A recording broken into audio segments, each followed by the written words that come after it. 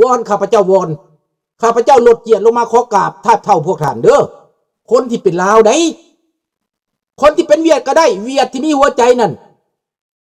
มีข้าพเจ้ามีหมู่เวียดเป็นมีหัวใจ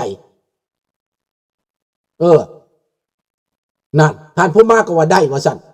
นี่เบิดทุกคนพวกเฮาทานนวัดดุลแล้วท่านผู้มาหลายร้อยหลายหมื่นแล้วเฮาผ่านมานี่นะข้าพเจ้านับบ่ได้แล้วเด้นับบ่ได้แล้วเดี๋ยวต่อไปข้าพเจ้าสิไปทอดวัดใดวัดเจ้าสุริวงศ์สว่างต่อไปสิพากันไปทอดวัดเจ้าสุริวงศ์สว่าง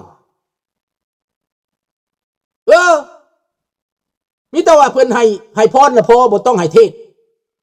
ให้พระองค์ให้พรพอไปบ่ผู้ใดสิไปน้ำกฐินกองนี่นะสิไปถามเอาเข้าเพิ่นสิส่งกองกฐินไปหรือสิตั้งกองกฐินส่วนหนึ่งพระองค์อยากทานก็แล้วแต่อยากไปเฮ็ดบุญในวัดก็แล้วแต่ครับพระเจ้าแผ่นดินส่วนหนึ่งก็พระองค์เก็บไว้เป็นกองทุนเคลื่อนไหวเนอะหัวคิดอันนี้ดีบอกพี่น้องคันมันผิดก็บอกในเด้อผู้ใดบ่มักบอกแน่ส่งข่าวแน่เฮาทานวัดมาหลายแล้วเด้เดี๋ยวนี้เฮาก็สิไปหาครูบาหั่นนะครูบาเนี่ยทานคืนได้บ่เนี่ยทานเฮ็ดบุญได้บ่ได้สิไป10อยากเฮ็ดกองกฐินเพื่อหนุนพระองค์นะทานคืนได้บ่พวกออกพอตนทานวัดมาหลายแล้ววัดทานคืนได้บ่คิดดีๆเด้อพี่น้องเด้อให้พี่น้องคิดดีๆ100 ปีพันศาสตร์เฮาแต่เฮ็ดบุญกองข้าวเฮาทั้งเอาข้าวสุกข้าวสารเอาทั้งอาหารปลาพร้อมไปทานวัดยามน้ำท่วมอยู่บ้านข้าพเจ้าญาทานสีหลายปีเพิ่นว่าอันพอออกกันมีแต่มาทานอยู่วัดปีเดียวทางวัดขอทานคืนแน่เพิ่นว่า สาธุเด้อขน่อยเด้อขอจิตใจครูบาทุกวัดทุกองค์ขอให้เป็นดังนี้เด้อมีดลบันดาลใจนี่เด้อครูบาละบ่อนเด้อทานให้โยมบาทเดียวบ่ได้บ่ทานเพื่อให้มีอยู่เย็นเป็นสุขทานเพื่อให้ได้บ้านได้เมืองบ่ได้บ่เวียงไส้ก็ว่าน้องผู้หนึ่งเด้อว่าซั่นอ้ายก็สิทานหลายได้ตามเบิ่งนี่สิหลายได้ในกองกฐินครั้งนี้น่ะสิทานขอเป็นส่วนบุญส่วนกุศลให้พระมหากษัตริย์เป็นหยังบ่ซั่นโยเมื่อไหร่คืนทานเข้าวัดนี้มันหลายแล้วได้สร้างแต่วัดเดี๋ยวนี้ก็ขอสร้างพระองค์สร้างบรรพบุรุษแล้วบาดนี้สร้างวัดบ่มีบรรพบุรุษสร้างวัดบ่มีประเทศสร้างวัดบ่มีแผ่นดินไปสร้างอยู่ประเทศเขาดีใจเขาก็ชื่นชมเขาบ่ดีใจเขามาสั่งมั่งก็ได้น่ะแม่นบ่ล่ะลดไปเสียเงินกันทุ่มเทมหาศาลกันพี่น้องสร้างขึ้นมาแล้วพิษกันก็มีอยู่แห่งหนึ่งวอชิงตันสร้างขึ้นมาแล้วขึ้นศาลกันกับทุกบ่อนทุกที่มิตรขึ้นศาลกันข้าพเจ้าก็ยังถือขึ้นศาลพี่น้องสิเอามาให้เบิ่งก็ได้เด้อนี่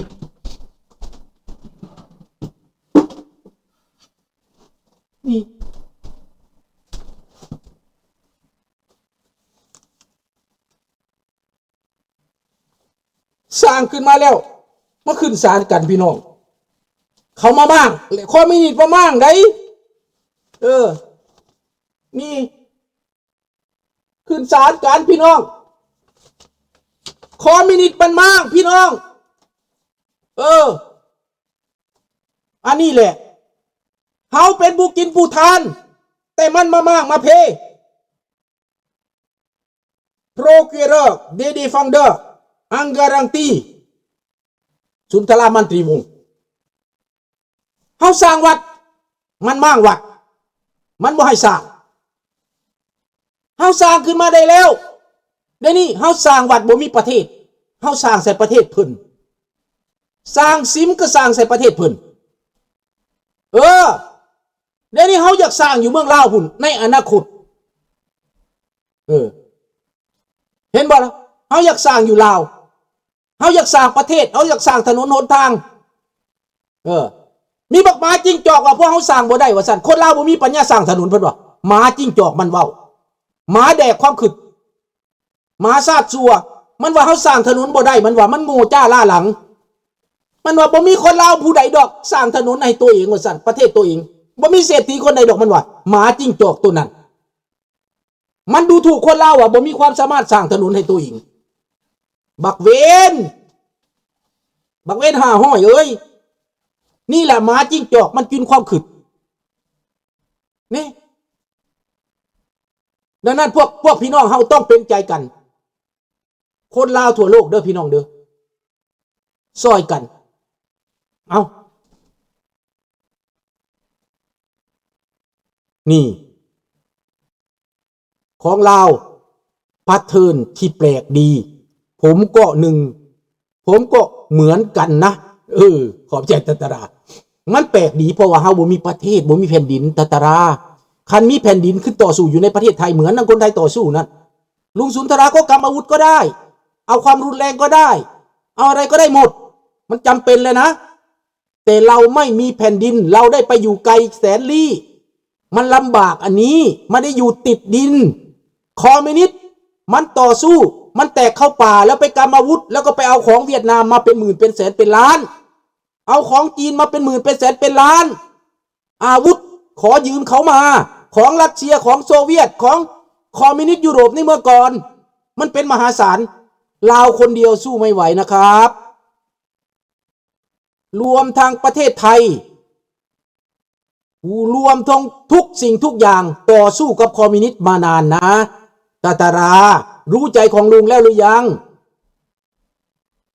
ไปถามท่านจำลองสีเมืองสิไปถามท่านพวกกรม33สิอยากรู้ว่าต่อสู้มันเป็นยังไงเขามันมีแผ่นดินเขามันมีรัฐบาลคอมมิวนิสต์เผด็จการหนุนเรารัฐบาลโลกเสรีมันก็มีแค่อเมริกาเท่านั้นแหละจะหาใครได้แค่อเมริกาเท่านั้นแหละใบสมพรดังนั้นทุกคนต้องโฮมแหงโฮมใจโฮมจิตโฮมใจเด้อเรื่องนี้วางไว้นี่ก่อนความคิดอันนี้ขอให้มันต่อยอดเด้อพี่น้องเด้ออย่าสู้ปล่อยข้าพเจ้าโดดเดี่ยวขอให้ไปตามแนวความคิดอันนี้ข้าพเจ้าจะประสานงานหาเพิ่นจะไปหาเพิ่นทุกวิธีทางหาปรึกษานำเพิ่นถ้าว่าเพิ่นได้ยินแล้วเพิ่นอยากปรึกษามาก็ได้ให้เพิ่นโทรมาหาข้าพเจ้าก็ได้เพิ่นได้ยินแล้วคณะของเพิ่นหรือพี่น้องของเพิ่นไผก็ได้ข้าพเจ้าจะไปคอนแทคเพื่อหาทางออกบ่แม่นจะมาตั้งพรรคการเมืองบ่แม่นข้าพเจ้าสิมาหนุนเพิ่นซื่อๆนี่นะพาประชาชนลาวเบิดประเทศพาประชาชนไทยทั่วโลกที่เห็นอกเห็นใจที่อีดูสงสารเท่านั้นแหละสงสารตัวเองสงสารราชวงศ์สงสารประชาชนลาวสงสารแผ่นดินแล้วก็ฮู้บุญคุณบรรพบุรุษเท่านั้นเป้าหมายปลายทางไม่มีอย่างอื่นไม่หวังเป็นใหญ่เป็นโตลุงสุนทราบ่ต้องการเป็นใหญ่ดอกอายุ74ปีสิมานี่แล้วเบิดแล้ว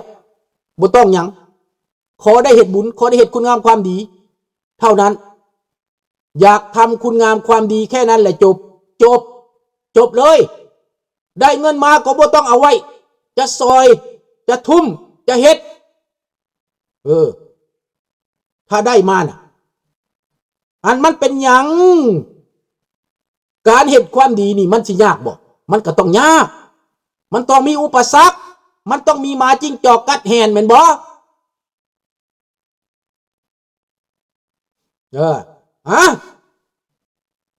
ขอบใจทุกคนเด้อมื้อนี้จะเข้าเรื่องไปเรื่องยูเครนบัดเรื่องหมาจิ้งจอกโจไปเท่านี้ก่อนไปเรื่องยูเครนนี้ยูเครนส่งโดรนทำลายโหงกันเมืองอูฟารัสเซียครั้งที่3แล้วสบายดีบุญษาห่างไกล 1,400 กิโลเมตรออบสอบมูลอุยปุยนี่เป็นครั้งสำคัญครั้งที่3แล้วตัดกระแสไฟฟ้าความดีมีสิ่ง ที่บ่ตายเด้อลุงขอบใจหลายๆเด้อสบายดีอันรูซอยลุงเนี่ยเด้ออันรูเด้อ thank you thank you ลุงบอกเก่งภาษาอังกฤษปานใดแต่ลุงสิไปเฮียนสิไปพึกปากนะพวกเจ้าเด้อเข้าไปเหยียบดินอเมริกาจะปากภาษาอังกฤษให้ได้พอลุงมีพื้นฐานแล้วมีเบสิกฝรั่งเศสแล้วเมื่อคืนนี่ก็ว่ากับคนเมียนคนหนึ่งเราว่าเป็นภาษาอังกฤษลุงก็ฟาดไปคือว่าเราบอกเข้าใจเราก็เข้าใจเห็นบอกต้องคอนแทคซอยกันต้องอาศัยความเสี่ยวซ่านแต่ละคนผู้หนึ่งสิปากได้หลายภาษามันก็ยากได้ตราลุงก็เท่าสำนี่แล้วความจำความฝรั่งเศสก็ยังหลดไปหลายเลยมันลืมได้บ่อยากว่าฝรั่งเศสมันเครียดแค้นหลายว่าแต่ภาษาต่างประเทศหลายเครียดแค้นแล้วบ่อยากว่าสุดใจอยากลืมเลยแล้วเจอกันใส่เวลาขึ้นต้องใส่คอมพิวเตอร์ลุงมันรุดเลยมันรุดเลยแต่ก่อนมัน100%เดี๋ยวนี้มันยุงเหลือ70ถึงไหนคอมพิวเตอร์ในหัวนี่นะหูจักหูซึกตัวเองได้ตราบาดนี้ทั้งเพิ่มภาษาเวียดภาษาเขมรเนาะน้อยติงเวียดเบียดติงเวียดน้อยก็ยีก็เดือเฮ็ดนี่นะก็ต้องเพื่อที่ยังเพื่อที่ต้านศัตรูก็ต้องหูจักภาษามันแม่นบ่ล่ะบาดนี้เว้าภาษาเขมรอีกเจบานสดับบานเด้เต่านาเต่าเลงเด้เต่าปะเตี้ยออดเมียนออดเด้งเด้ต้องได้เด้ภาษาเพื่อนบ้านนี่ไทยลาวเขมรเวียดนี่ลุงต้องได้ภาษาจีนลุงยอมฝรั่งเศสอังกฤษลุงต้องได้ต้องสู้นี่ต้องสู้พี่น้องแล้วมาเว้าเรื่องอย่างบัดนี้ส่งโดรนไปทำลายโรงงานนี้หน้าหนาวรัสเซียโรงงานน้ำมันเบิดได้แต่นี่ห่าวดวงเดียวหั่นบ่บางเทื่อลูกก็สิได้ในภาษาจีนนี่คันสิเว้าคักๆแหละแต่ว่าบ่ทันพยายามมันหลายภาษามันสิปุ่นโพดมันปุ่นปีโพดเนาะบ่อยากเฮียนเนี่ยเบื่อมันคอมมิวนิสต์เนี่ยก็สิบ่อยากเฮียนนี่นะแต่ว่าภาษาเวียดมันได้มาก่อนแล้วมันเข้าใจมาก่อนแล้วมันฟังเรื่อยแล้วมันได้ยินแล้วเป้าหมายอย่างคือหน้าหนาวนี่รัสเซียหนาวแห้งถ้าน้ำมันบ่มีโรงไฟฟ้าถูกทำลายถูกต้องพี่น้องลาวจงห่วมมือถึงเวลาพวกเฮาอันซึนสร้าง3หัวล้านสร้างห่มขาวกลับคืนสู่แผ่นดินแม่แน่นอนคืนแผ่นดินลาวแน่นอนขอบใจเด้อโอ้ AI มาใส่อยู่แล้วลุงมี ChatGPT ลูกใส่กันยังบอกให้ได้เบิร์ดอันนั้นมันบ่ยากแต่อยากเว้าเองนี่นะอยากเว้าเองนี่นะอยากเว้าแบบพ่อกันก็เว้ากันโลดนี่นะบ่อยากใส่ออก AI อยากเว้าเองแต่มันก็แต่ว่ามันก็สิเป็นแบบนั้นแหละมันก็สิได้ใส่แบบนั้นแหละตราลูกสาวก็ตั้งให้แล้วนี่ ChatGPT ตั้งให้เมื่อวานนี้นะตั้งให้แล้วและสิไปใส่ตัวอื่นอีกใส่ลูกชายใหญ่บอกว่าลูกชายบอกว่าเอาของขน้อยไปขน้อยสิมาตั้งให้มันง่ายก็เลยเพิ่นบ่ทันมาซ้ำก็ย่าสิตั้งตัวนี้ไปก่อนของเพิ่นเฮ็ดมันคักกว่าเพิ่นว่าทั้งเพลงทั้งร้องทั้งเว้าทั้งเต็มหูทั้งหยังได้เบิดอันนั้นเอาบัดนี้ตัดสินใจโจมตีเมืองลูฮันยูเครนตัดสินใจโจมตีเมืองลูฮันในระยะนี้มีนัยยะแนวใดสื่อสารแปลว่าหยังลูฮันนี่ยูเครนส่วนหลายบ่ได้ยิงใส่จักเถื่อเด้มีคนยูเครนอยู่ที่นั่นแต่ตอนนี้ประชาชนอยู่ที่ลูฮันนั้นบอกว่าให้ยิงใส่จุดใดเวลาสิยิงไปนะเขาก็บอกกันให้ประชาชนนั้นย้ายออกแล้วยูเครนจะยิงใส่จุดทหารให้พวกทหารของรัสเซียในลูฮันนั้น